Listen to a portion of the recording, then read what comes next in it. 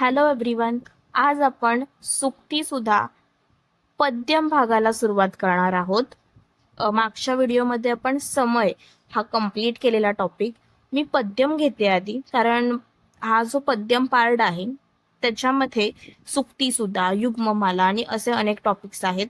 ते तुम्हाला लिहून लिहून प्रॅक्टिस करावे लागतात. त्यांना लक्षात ठेवावं लागतं, म्हणून मी आधी घेते, म्हणजे तुमची प्रॅक्टिस होईल बोर्डच्या पेपरपर्यंत. ओके, तर सुरुवात करूया. आणि ह्याचं वेटेज मी जसं एक एक कडवं वाचेन तेव्हाच सांगेन, ते तुम्हाला समजेल. तर सुरुवात करूया पहिल्या कडव्याला.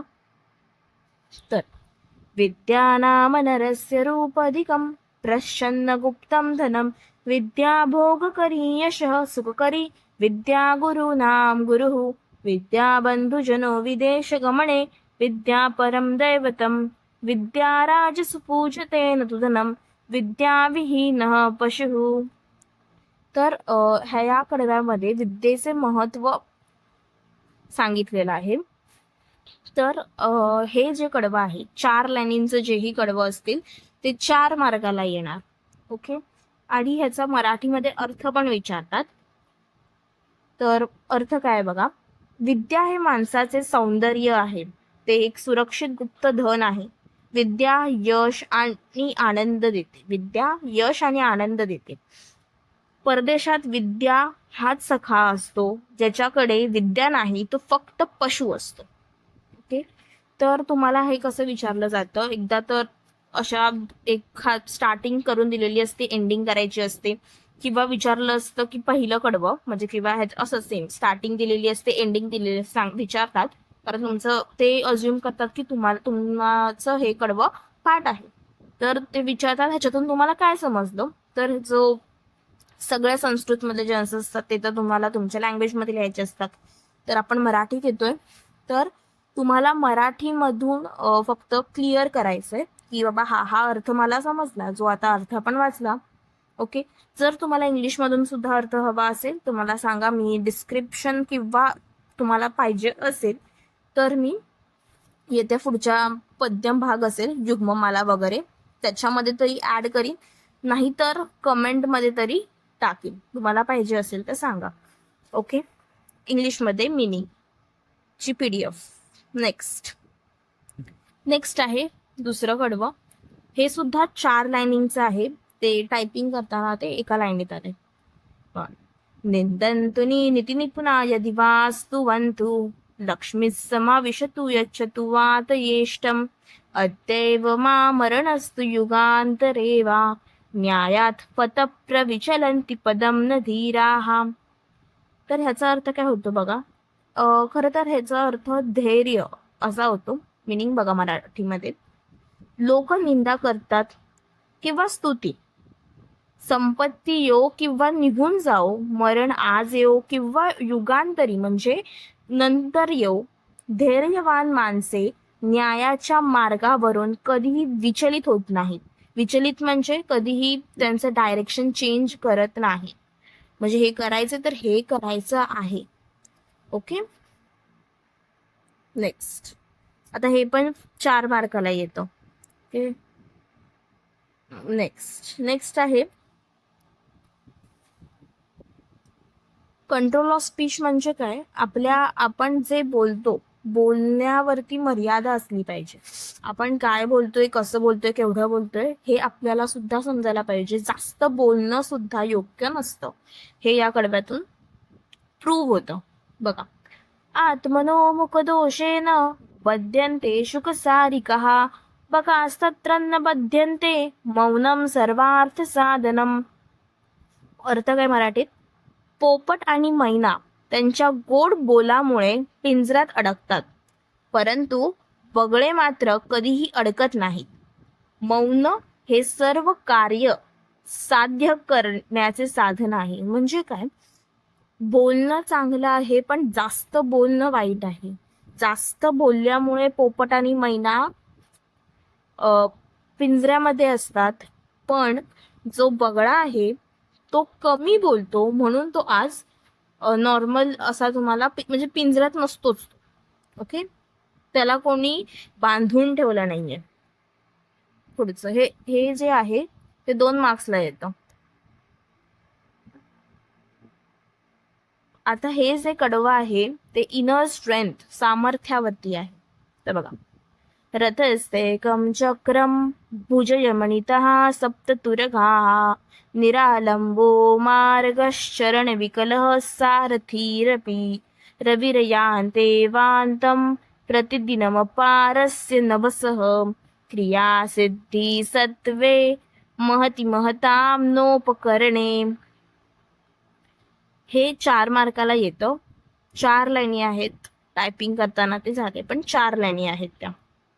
ओके, अर्थ बघा, सूर्याच्या रथाला एकच चाक आहे, तरीही सूर्य रोज आकाश पार करतो. थोर माणसांचे यश हे त्यांच्या साधनांवरच नाही तर त्यांच्या आंतरिक शक्तीवर अवलंबून असते. ओके, म्हणजे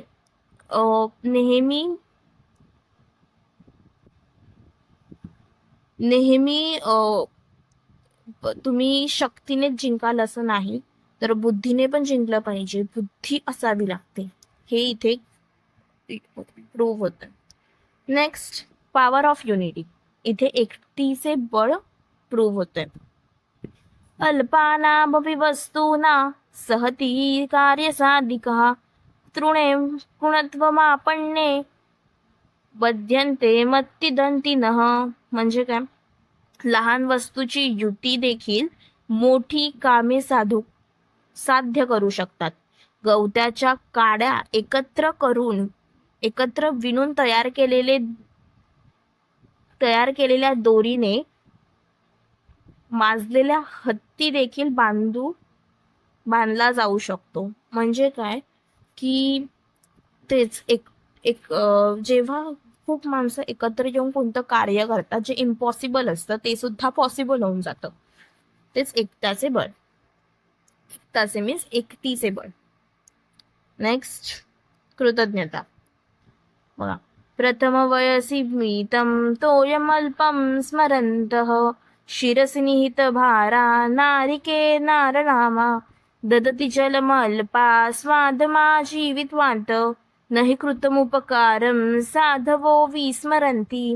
म्हणजे नारळाचे झाड लहानपणी दिलेले थोडेसे पाणी लक्षात ठेवते आणि आयुष्यभर गोड पाणी देते. सज्जन लोक इतरांचे केलेले उपकार कधी विसरत नाही. ह्याच्यातून हेच प्रूव्ह होतंय की आपल्याला कोणी मदत केलेली असेल किंवा आपण कोणाला आपण नेहमी मदत करावी, कारण ज्याला पण आपण मदत करतो किंवा कोण आपल्याला मदत करेल त्याने केलेली मदत आपण कधी विसरून चालायचं नाही.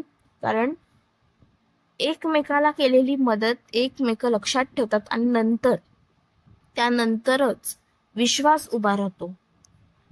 ओके, आणि ते असावं, की विश्वास असावा, ठेवावा विश्वास, चांगलं असतं ते. इथेच तेच सांगितलंय. नारळाच लहान असतं झाड, तेव्हा रोपटं असतं नारळाचं, तेव्हा त्याला जे पाणी दिलेलं असतं ते नारळ लक्षात ठेवतो आणि नंतर ते जेव्हा मोठं होतं, जेव्हा त्याला फळं येतात, नारळ येतो, तेव्हा ते नारळाचं झाड आपल्या सगळ्यांना पाणी देतं. ओके, नेक्स्ट, प्रसिद्धी. घटं विंद्यात् पटं चिंद्यात् कुर्यात् रासभरोहनं येन केन प्रकारेण प्रसिद्धः पुरुषो भवेत्. म्हणजे काय, बघा, माठ फोडणे, वस्त्र फाडणे किंवा गाढवावर बसणे, कुठल्याही मार्गाने माणसाला प्रसिद्ध व्हायचे असते, प्रसिद्धी मिळवायची असते. ओके, म्हणजे तो अक्षरशः गाढवावर बसून सुद्धा बोलू म्हणजे त्याला सांगितलं प्रसिद्ध व्हायचे तर गाढवावरती बस, ते पण तो करू शकतो कारण त्याला प्रसिद्धी हवी असते. ओके, नेक्स्ट, एक समरी टेबल आहे. समरी टेबल म्हणजे काय, की तुम्हाला मगाशी सांगितलं मी की तुम्हाला असं विचारतं तुम्हाला काय समजलं, तर त्याच्यामध्ये तुम्ही ऍड करू शकता. आता तेच विद्या, धैर्य, सहनशक्ती, कृतज्ञता, जे पण 6-7 पॅराग्राफ होते, तुम्ही प्रत्येक पद्यम भाग जो आहे त्याच्यामध्ये ना अशा 1-2 लाईनी काढायच्या, काढून ठेवून द्यायच्या, जे तुम्हाला यूज होतील इम्पॉर्टंट लाईन्स म्हणून. पेपरमध्ये मार्क्स देतात त्याच्यामुळे, की छान लिहिले बाबा, की जरा चांगलं वाटतं चेक करणाऱ्याला पण, आणि मार्क्स देतात. पूर्ण नाही बोलू शकत, पण देतात. तुमचं बरोबर उत्तर असेल तर पूर्ण मार्क द्यायला काही हरकत नाही येत ना. तर बघूया आपण. मी मराठीत पण सांगते, इंग्लिशमध्ये पण सांगते. तर नॉलेज, विद्या, education is a true beauty. शिक्षण हे खरं सौंदर्य आहे. धैर्य, sticks of truth regardless of the result. सहनशक्ती, small things together become a strong. आणि कृतज्ञता, never forget a small favour. Okay, तुम्हाला समजलं असेल की असं सांगितलंय, छोट्या गोष्टींमध्येही बळ असतं.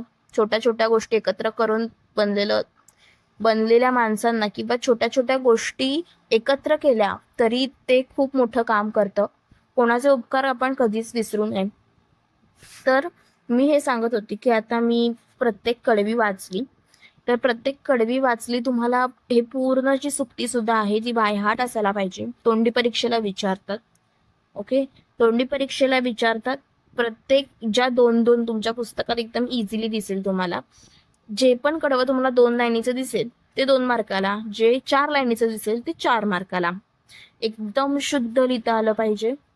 मग कम्प्लीट 4 to 4 मार्क्स येतात किंवा 2 ते 2 मार्क देतात. अशुद्ध असेल, एका कडव्यामध्ये तुम्ही एक तरी चूक केल्यात, अशुद्ध लिहिलात, तर अर्धा मार्क डायरेक्ट कट होतो. म्हणून लिहिताना एकदम व्यवस्थित विचार करून लिहायचं, की ते तसंच बाय हार्टच तसंच करायचंय तुम्हाला. ओके, तसंच बाय हार्ट करा. लिहिताना पण खूप वेळा लिहा, म्हणजे तुमचं तसं बाय हार्ट होईल. ओके,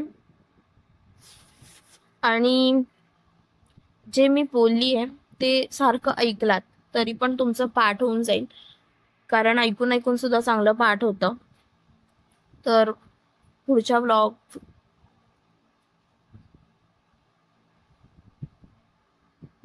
पुढच्या व्हिडिओमध्ये भेटूया आपण. पुढच्या याच्यामध्ये मी गद्यम पार्ट घेऊन येईल, कारण आता गद्यम आपण स्टार्ट करूया.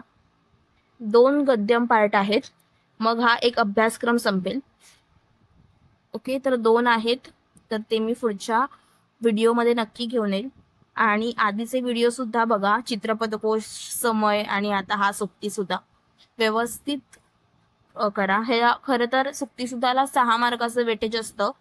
एक तरी 4 मार्काचा आणि 2 मार्काचे, हे दोन्ही 4 मार्काचा 1 आणि 2 मार्काचा 1 असे करून वेटेज येतं 6 मार्काचं. तर चांगला प्रॅक्टिस करा, आणि आत्तापासून सुरुवात केली तर नंतर तुम्हाला इझी पडेल. तर बाय बाय. पुढच्या व्हिडिओमध्ये नक्की भेटूया आणि अभ्यास करत राहा.